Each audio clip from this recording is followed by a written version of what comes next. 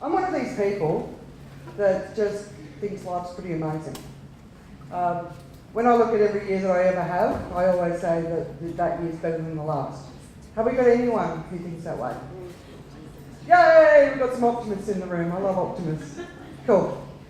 I'm going to share a story tonight that's very different to what everybody else has been sharing. But I want to share it, and it's very personal. It's actually quite painful, but don't worry, I'm not going to cry. But I've learned some lessons in the last few years from the experience that I've gone through, and I just hope it helps people sort of understand that embracing change is, well, that's what it's all about, right? Steph said it earlier, that we only have change. But one of the things about me that, if you don't know me, I've always been incredibly independent and incredibly adventurous. So, does anyone know, I'm going to take a step back before I take a step forward. Does anyone know what my very first job was? No one? Gary, you can't put your hand up. Well, yeah, Clint, do you know? Yeah, good one, good one. I was a musician in the Australian Army. Oh, it was pretty, wasn't I? Yeah? So a lot of people don't like to screw with me when they see this photo, but anyway. This was a really, really, really interesting experience. I just graduated from university, I was 22 years old. I was offered a job as a musician in the army, but I had to go through basic training. And so this is on the what do you call it, the bayonet course. And you had to be serious or you got in a lot of trouble. Anyway, so from then, I joined this incredible company, which is an aerospace company, as their head of communications, and I was 23 years old, right? And that was the best job I've ever had in my life. And it is the coolest industry as well, by the way. But I had to get out of Australia, I had to travel, I had to see the world. So jumped on a plane, sort of travelled lots and lots, and I ended up in London, and I was there for 4.5 years. But then one night, I'm standing on the underground in the middle of winter and my feet were freezing, and I just thought, I can't do this anymore. I just can't be this cold anymore. So do you know what I did? I jumped on a plane and I moved to Boston. Such a warm city. Anyway, on my 30th birthday, it was minus 45 degrees. And people say to me, was that Fahrenheit or Celsius? And I'm like, shit mate, at 45 degrees, you don't care. It was so cold, you couldn't be outside for more than 15 minutes. And then I moved to New York and I was getting settled in, I was a new job, it was very exciting, and 9/11 hit and my job disappeared overnight, so I was like, oh shit. So I jumped on a plane and I moved to Sydney, which I'd never lived in Sydney before, but all of my great friends were there, and it was awesome because, this is a bit of a quirky sort of thing, but it was awesome because all of my great friends were there and we were having the best time, right? Oh, wait a minute. Yeah, that one. So anyway, I was a little bit thinner there, but Sydney was awesome. And 6 months in, and you got to remember, I was ready to move home, right? I convinced myself of that. Because you can convince yourself of anything. I got a job offer, but I had to move to Singapore. Singapore. Can anyone in this room tell me, what do you think my expectations were? Come on. It's going to be hot. Hot, yeah. Clean, yeah. Can't hear you. Come on. Boring? Good. Right, yeah, right. I don't like to say that, but yeah. But the reality is Singapore, it's a fine city, right? And that's the expectation of Singapore. And it wasn't an easy start. It was 2003. I was in my early 30s. I was single, and SARS hit 2 weeks after I landed. It was a shocking way to start in a new country, and I was very lonely. But I have had front row seats watching Singapore become one of the most beautiful and expensive cities in the world. Up until this point in my life, I'd done everything by myself. And everything was about to change, and it was going to change quickly and dramatically. 4 months after I got here, I met my beautiful husband. And he's not here tonight because he's just like, we actually overlapped by 5 minutes. He just flew in from Tokyo and he wanted to be here. But anyway, that's in Koh Samui. We had an amazing wedding. And so that was really cool. I was really happy about that. He's a good guy. Because I wasn't expecting that to happen. And then we had our 2 children here, 2 boys. So you can imagine, right, my expectations of Singapore were very, very, very different to the reality. And the reality was a lot better. But motherhood, right? What was that going to be like? Now, if you believe society's expectations of motherhood, it's going to be beautiful. Serene. Calm. Right? Yeah. Maybe even holy? Yeah? No. So for motherhood for me has been complete and utter chaos. But more than that. So this is my eldest son, Lex. And here he's 1 year old. Tell me, what age do you think children generally start speaking? 2, 1.5? 2, 2.5? Even by 4, Lex wasn't speaking. Now, he was always communicating, but not with words. And I knew he was smart because of the decisions he was making, so I wasn't concerned. However, Einstein didn't start speaking till he was 4, right? So maybe I just had a genius on my hands. We were living in Australia temporarily at this point, and the community around us started to express a lot of concern about Lex's development. Were they right? I started to go into a lot of self-judgment. I'm a terrible mum. I'm getting it all wrong. I am failing my son. And then one day, my best mate, Megan, aka Dunny, turns up and out spews this self-criticism. And she's just sitting there and she's just listening to me and she's just looking at me. And when I finally shut up, she looks at me and she goes, Andrea, you're an amazing mum. You're doing an amazing job. Isn't it time that you just started to believe that? And you know what? I stopped berating myself and I took action. I took Lex. No idea what's going on there. I took Lex to see a specialist. And the verdict was compressed ear canals. So basically, Lex was hearing the world through a funnel like this. That's how he was hearing the world. So what did he need? An operation. We had the operation, and now, what did he need?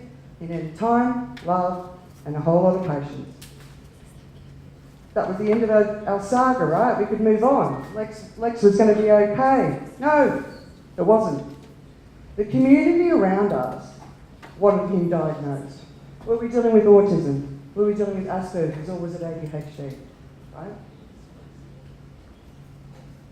And I realised to my horror that it suited the system to label my son.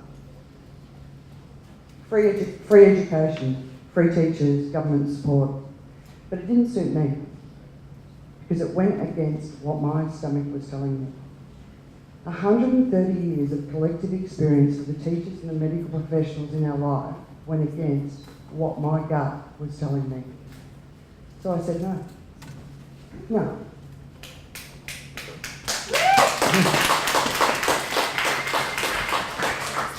And the reason I said no is because I believe a child looks into its parents' eyes, and that is how they start to value themselves. If I accepted the wrong diagnosis, Lex would look into my eyes and he would see that my opinion of him had changed. And then his opinion of himself would change. And then he would never be able to reach his full potential. And I couldn't let that happen. I think I've got a minute left. I couldn't. So here's Lex today. He's 9 years old. He's gotten over his chipmunk grin. And I can tell you something, he never ever shuts up. But you know, we've been in this hell for 5 years, right? So what have we learned? And we've learned a lot, and I could talk about it all night, and people have been bored by me all night. But the first thing I learned is you absolutely have to trust in your gut, the inner voice. But to trust in it, you have to close out the noise of the world that's around you. And we were getting a lot of noise, right?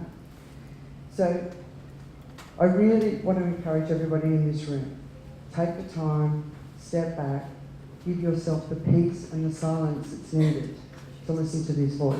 Now, I took it to the extreme. I actually completely isolated myself because I had so many people giving me so many opinions, but I needed to listen to what I thought because I knew my son better than anyone else. But I want to tell everybody, your gut is speaking to you all the time, listen to it. The second thing is your tribe or your community. So my friend I was telling you about, Megan, she sort of really stepped in at a time that I needed a friend. I needed somebody who knew me, right? And she was there for me and she got me back on track. And I look around this room tonight, right? The Wedge Asia. I love this community. I cannot tell you how much I admire what Steph and Gerald have done. But when I was looking at the Facebook page last night, there's no interaction. I know, so don't give me another minute sign, right? I know how much love goes into every single thing these guys post on their Facebook page every day.